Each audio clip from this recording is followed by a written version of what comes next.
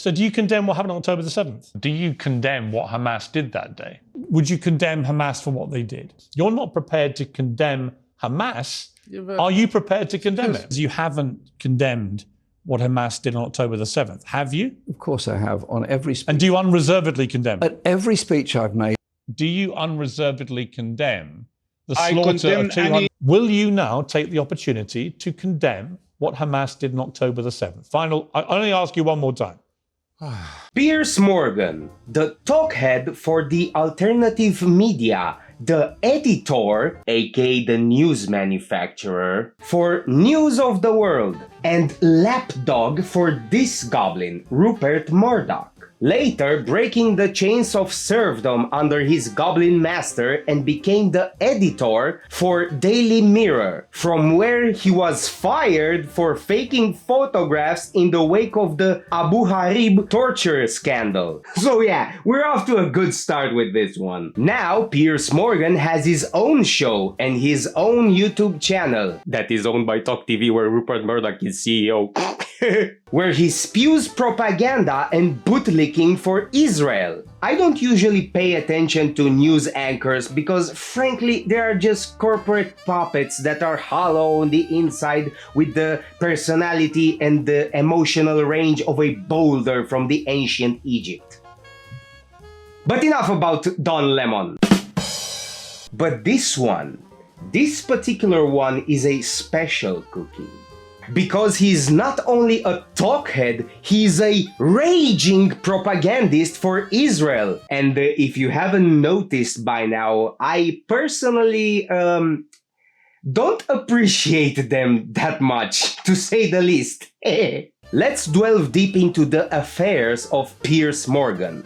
Let's see who are his masters, if you haven't figured it out by now. Piers Morgan has worked with Northwood Charity, where he fronted charity campaigns funded by Jonathan Mendelsohn. So who is this guy? Oh, no one, he's just the MP for Labour Friends of Israel. Okay, maybe it's a coincidence. Who else did Piers Morgan campaign for? Oh, look, a campaign founded by this guy, Trevor Chin.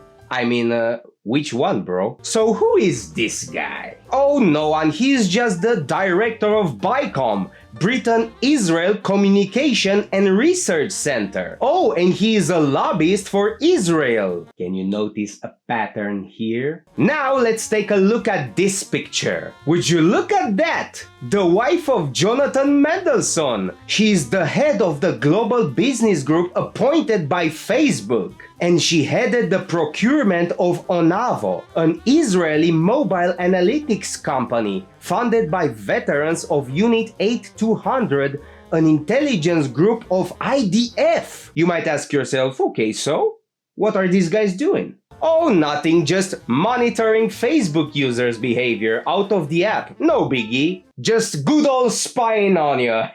Oh, but who is this fine broad on the left of Morgan? Oh, no one, she's just Catherine Jenkins, a direct donor for JNF, the largest settlement building body in Palestine, whose patrons are none other than the President of Israel and, oh, would you look at that, Tony Blair!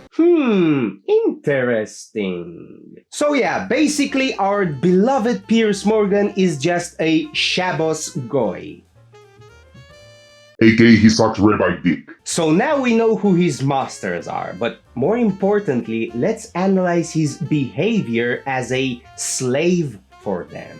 He so passionately describes himself as objective and non-partisan, and I quote, he says that, on the issue whether I'm pro-Israel, I don't have a horse in this race. I don't have a horse in this race. Are you sure about that? Oh, really? You don't have a horse in this race? He so passionately says that he gave a platform for pro-Palestine voices in his show. In the last week, I think more than any other host in the world, I have given lengthy platforms to pro-Palestinian voices to articulate that side of the argument. I think I've tried to straddle a divide of being fair-minded with all sides. I've had all voices on the show.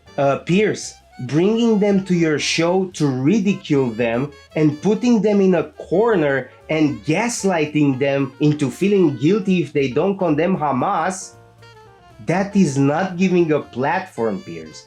That is public humiliation. But you see, Piers, you're not that smart. Frankly, you are a glorified NPC. I mean, what am I talking about? You're a news anchor after all. Piers Morgan always tries to take the moral high ground by condemning the action of Hamas, but when someone puts him in the corner and asking him if he condemns the actions of the IDF, he backs up like the cowardly rat that he is. So question, do you condemn the killing of those children by the IDF? I tell you what I condemn.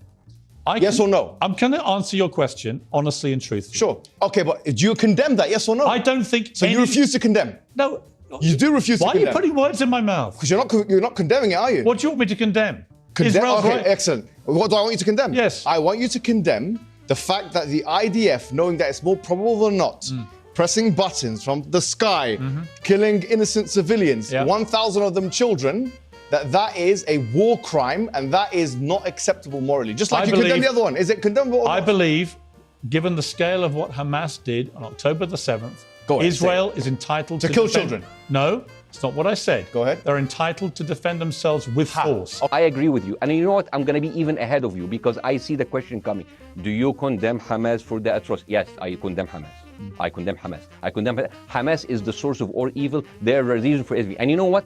Let's for a minute imagine a world without Hamas. Right. What will this world look like? Let's give this word a name, and let's name this word the West Bank. Hamas has absolutely no control in the West Bank, and since the beginning of this year, only through August, 37 Palestinian kids were killed. No music festival, no paragliding, no Hamas. Since the occupation of the West Bank, 7,000 Palestinians were killed. No music festival, no paragliding, no Hamas. I can go on and on and on and on. No, but you don't need to, because in a way you're preaching to the choir. I've followed this crisis. Oh no, you're not preaching. So the thing is, like, in the sense that I know that I really applaud Israel for doing one thing that no military force in the world does.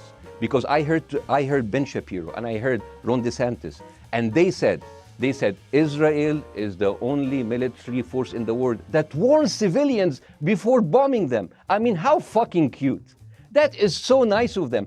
Because with this logic, if Russian troops started warning Ukrainians before bombing their houses, we're cool with Putin, right?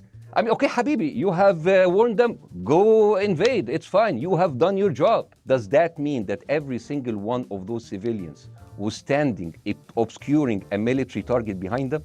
Because that's a lot of weapons. I mean, Hamas is packing. No, of course it doesn't. And look, it doesn't. So there's some collateral damage.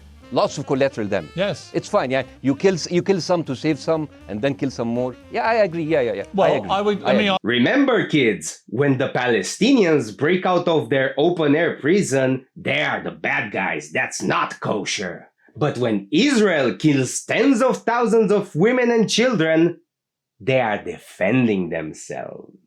Piers Morgan is the very definition of an invertebrate. He never takes accountability for his words or his actions. He boasts about his conservative values and how he is impartial and giving a fair and unbiased assessment of current events and news, while he's not only kissing Israel's ass, he's deep inside their colon at this point. He's not only spewing propaganda, he's demonizing everyone that expresses solidarity for the Palestinian people that are genocided at this very moment in time, or if they don't condemn Hamas. Unlike Jordan Peterson, another Shabbos bootlicker, he has no redeeming qualities. Peterson has some redeeming qualities, ideas that I expressed and praised him for them in this video on your right, so check it out after you watch this. His hypocrisy is immeasurable. He boasts about his impartiality while giving softball questions after softball questions to his pro-Israel guests. But when he is interviewing his pro-Palestinian guests, he's like a wolf stalking prey. This, ladies and gentlemen, is the embodiment of an unhinged lapdog. Piers Morgan is a spineless worm. You know what? I take that back because it's an insult to worms, maggots, and invertebrates in general. He's the lowest form of life on Earth. Hey Piers, did you know that your boss, Bibi, has been officially declared a war criminal by the United Nations? And they have an arrest warrant for him and his president, Isaac Herzog. Zog. So apparently you will soon be without a master to pull your leash. Who am I kidding? If you cut the head of the Hydra, another one will take its place, since there are so many at this point. You know, I would usually say that guys like Piers Morgan have a special place in hell or purgatory. But if you think about it, in order to go to hell and purgatory, you need to have a soul, right? So Piers, you're safe! Rejoice! Since you're nothing more than a golem. See what I did there? Golem, Jewish folklore, But wait a moment. Someone tells me something in my earpiece. But I don't understand why any sensible person on the Israeli side would see that it would be good for anything going forward, particularly a two-state solution, to have people like Netanyahu, Smotrich and Ben-Gvir anywhere near a government. What do you say to that? Well, the thing is, Piers, we're a democracy. And democracies, we have elections. Well, they didn't kill nearly 40,000 Palestinians in 8 months. First of all, please, Piers, we know that the numbers have gone up and down like yo-yos. Even the UN said last week that it wasn't already 35, how many do you think have been killed? That it was 20. All I can say to you is... How many do you think have been killed? We have, I would say, potentially around 20,000, because that's what the UN you have said, no idea. 22,000. You have no idea. Let's not start with this line. I'll tell you is you just gave me a number, but you've no idea why you've got that number. That's what the UN, we know. We've killed 14,000 terrorists. No, you don't. Now you tell no, you me. Don't. Yes, we do. No, you yes, don't. we do. So you tell me. No, I'm sorry. I'm not having that. I pressed the Israeli. Know how many brigades. Hang on. I asked him, how many Hamas have you killed? And he gave me this figure. And I said, how many civilians have you killed? And he had no idea. I said, well, then how can you be so precise about how many terrorists you've killed? You can't.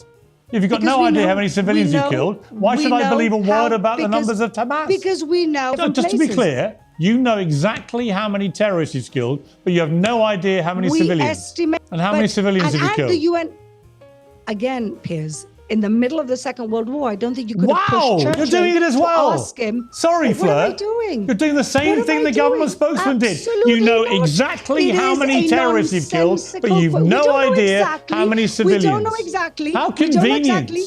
We don't know exactly. How convenient. That Israel knows exactly how many terrorists you've killed, but you've no idea how many innocent women and children. Do you believe the UN numbers? I just find it staggering that you'll all come on and say to me, we know we've killed 14,126 Hamas, but we've no idea how many civilians. Because we know not. It's nonsense to even ask the question. Is that they seem to be utterly emphatic in their knowledge of how many terrorists they're killing, but no idea how many civilians, and almost don't care. It's the fog of war. Churchill didn't count. Let him speak, please. That was their expression. Let him speak. Let him speak, please. Why are Palestinians not entitled to the same rights as Israelis? They have their own. They have their own state. They don't have the rights of Israelis. Why not? Because they're not Israelis. Okay. Well, that's pretty conclusive. Thank you. They're not Israelis. Okay. They left in Sometimes, 2005. you know what? Look, Piers, sometimes it's good to shine a light because you get the right answer. No, not. Because really, if you keep Piers, seizing land they're taking with settlers who are violent towards Palestinians, that is an obstacle. Yeah, it is. I think Netanyahu has long passed his sell-by date. The right-wing hate bangers in his government are past their sell-by date. To get to a two-state solution where people can live peacefully with the same rights and same security and freedoms, you have got to get new leadership on both sides. Did Piers Morgan just did a W? Well, maybe he's not that bad after all. Well, I guess there's a lesson to be learned here. I guess you can find some redeeming qualities in everyone. Except Henry Kissinger. That son of a bitch makes Satan look like Bob Ross. So, good night, ladies and gentlemen. I've been your host, Joe Morgan. Do you condemn Hamas?